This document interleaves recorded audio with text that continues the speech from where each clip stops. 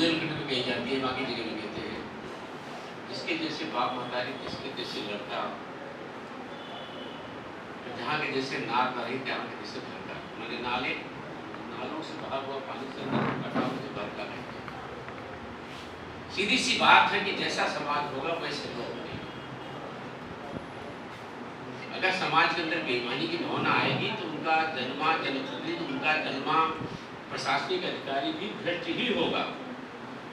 आप ये मत सोचो कि वो ईमानदार बनेगा। इसलिए समाज की समस्या और समाज की चुनौतियां हैं। दूसरा, मैं बहुत जिम्मेदारी से कहूंगा,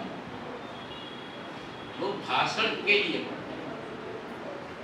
यथार्थ को नहीं पढ़ना चाहिए, ना यथार्थ के लिए पढ़ते, और यथार्थ के लिए पढ़ते हैं तो अपनी राजनीति के कारण से सच को बोलते नहीं। आज जिम्मेदारी से आपको बता दूं, 1892 का अमेरिका का विश्व धर्म सम्मेलन, उसके अंदर भारत के सनातन धर्म को प्राचीनतम कहा गया और भारत की संस्कृत भाषा को प्राचीनतम कहा गया। इससे ऊपर कुछ नहीं। उस समय भारत की वो क्षमता नहीं थी कि वहां अपना कोई पावन लगाए। तो हमारी संस्कृति प्राचीनतम है कलाम पाक के अनुसार, कुरान के अनुसार। हजरत आदम भारत के केरल के दक्षिण हिस्से में उतरे, अयोध्या से आए और दुनिया के अंदर आल औलाद, तालीम, तहजीब, दीन मुकम्मल अयोध्या से। ये भारत है। पप्पू जनाब बैठे हैं, भारत के बारे में हजरत मोहम्मद मुस्तफा सल्लल्लाहु अलैहि वसल्लम ने कहा, मुझे हिंद से अमन सुकून की ठंडी हवा आई। भारत के लिए मोहम्मद साहब ने कहा, काबा के अंदर बैठ के कहा, मुझे हिंद से दीन की खुशबू आ रही है। अब कोई कहे मैं बिना दीन का हो जाऊंगा, धर्मनिरपेक्ष शब्द दुनिया की सबसे बड़ी बेईमानी, सबसे बड़ी बेईमानी। इस शब्द में बहुत बड़ा धोखा है। हर आदमी का अपना धर्म है। वत्सी अगर मेरे मित्र हैं तो इनका मित्र का धर्म है। गुरील साहब समाज सेवी है और इनका आदर करना ये मेरा धर्म है। विचारधारा अलग हो सकती है, काम की पद्धति अलग हो सकती है। हमारे पप्पू साहब के मित्र हैं, हैदराबाद के जनाब आए, मेरी दिल्ली में मुलाकात हुई थी। मेरे लिए सीट छोड़े थे, मेरा फर्ज है कि वो लखनऊ में है, मैं लखनऊ रहता हूँ, मेहमान को उसकी सीट से नहीं उठाने का, ये मेरा फर्ज है, मेरा धर्म है। धर्म पूजा पद्धति नहीं है। शास्त्रों ने पूजा को धर्म नहीं कहा। धर्म से हमारे धारणाओं का निर्माण होता है। इसलिए धर्म निरपेक्ष शब्द न संविधान में नहीं था, ये बाद में सब पंथ निरपेक्ष था। पंथ माने होता रास्ता। हमारी उपासना के रास्ते हो सकते हैं और उपासना किसी राज्य की एक उपासना नहीं हो सकती। इसलिए ना राजनीति की उपासना हो सकती है, ना राज्य की उपासना हो सकती है, ना कानून की उपासना हो सकती है। मेरी उपासना अलग, मैं माला पहन करके आया हूँ, पप्पू जनाब अपनी टोपी लगा करके आए हैं, ये हमारी स्वतंत्रता है। हमारे सरदार जी अपनी पगड़ी अपनी केस के साथ है। ये अगर मुकम्मल रहेगा और इन तीनों के जो अपने धर्म हैं, तीनों के आपस मित्रता है। गीता में एक श्लोक की अर्जुन में बोलता हूँ, स्वधर्मो निर्धर्म सेया पर धर्मो भयावह। आप जिस धर्म को जानते हो उसका पालन करो। अगर आप दूसरे के धर्म का पालन करोगे तो आपके लिए दुखदायी हो जाएगा। हमारे बंदे जी बैठे, उन्होंने जीवन धारण किया, बुद्धम शरणम गच्छामि, संघम शरणम गच्छामि, नमो बुद्धाय के आधार पर वो भी जीवन शैली को चला रहे हैं। अब मैं पप्पू जनाब को बौद्ध धर्म भिक्षु बनाने की कोशिश करूँ, क्या बन जाएंगे? क्या इसे हो पाएगा? अब भिक्षु जी को ला करके मैं पप्पू जनाब के यहाँ बैठा दूँ तो वो मजलिस पढ़ पाएंगे क्या? नहीं पढ़ सकते। तो व्यक्तिगत उपासना का मार्ग अलग है। उपासना हमारी अपनी अपनी है, हमारा बेस अपना अपना है, हमारे वस्त्र अपने अपने पहनने के प्रकार हो सकते हैं, लेकिन एक चीज साझी है, प्रेम। वो है सामाजिक सौहार्द। और इस दुनिया को भारत ने दिया। हम जिस जमीन पे, क्योंकि दुनिया यहाँ से शुरू हुई। मुझे याद है एक प्रोग्राम के अंतर्गत मौलाना हमीदुल हसन साहब तकरीर कर रहे थे। उन्होंने कहा कि मैं बड़ी जिम्मेदारी से कहना चाहता हूँ, 4500 साल पहले से मक्का मुनव्वर दुनिया की अमन की जगह है, लेकिन 4500 साल के पहले से अगर कोई है दुनिया की अमन की जगह तो अयोध्या है।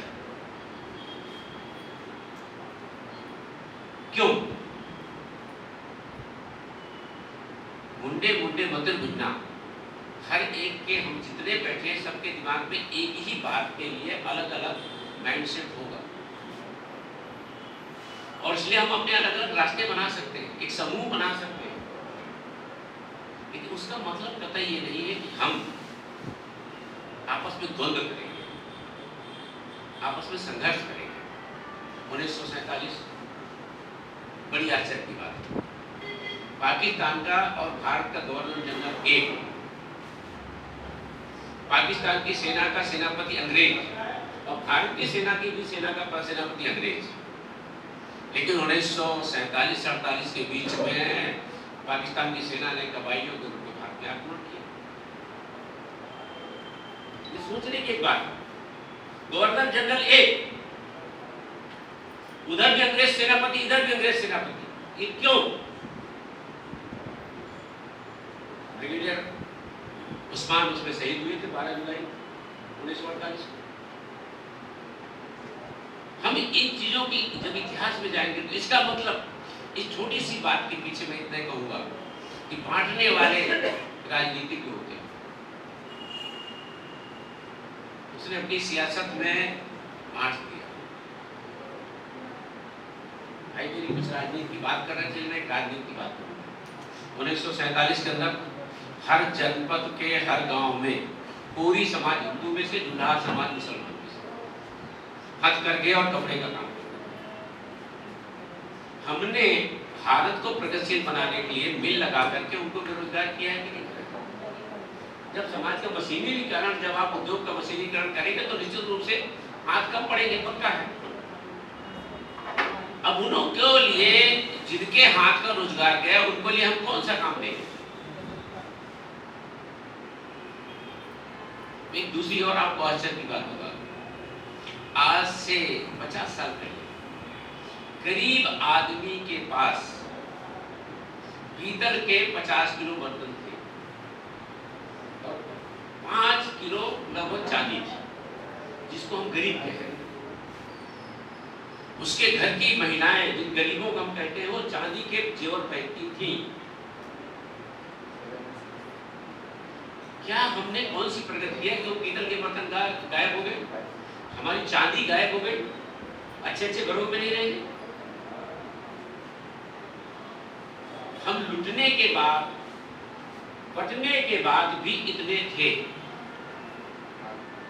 प्रगति एक निरंतरता है, और ये पक्की बात है। राजनीतिक लोग आरोप लगाए,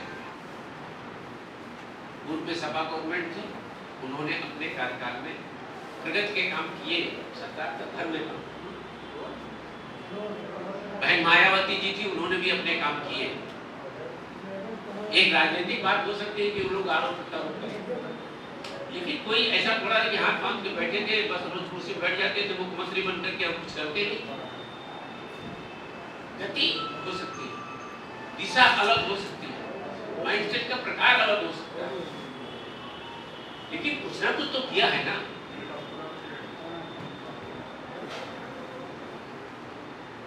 सेकुलरता के कारण से मैं आज आप सबके बीच में एक बात बताऊं,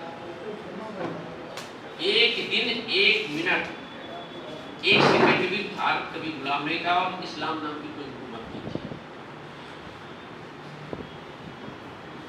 लोग बहुत बड़े बड़े के तकरीरों में बोलते हैं 800 साल से भारत हमेशा लड़ रहा था, जंग कर रहा था, और इस पूरे जो 800 साल हैं किसी शासक ने कोई विश्वविद्यालय नहीं बनाया, किसी शासक ने कोई बड़ा अस्पताल नहीं बनाया। जो लोग तरफदारी करते हैं उनकी बातें करते हैं, कोई विश्वविद्यालय, कोई कॉलेज, कोई नहीं बना। क्यों नहीं बना? इसलिए नहीं बना कि सब लड़ रहे थे। कोई हुकूमत को बढ़ाने के लिए लड़ रहा था, कोई हुकूमत बचाने के लिए लड़ रहा था,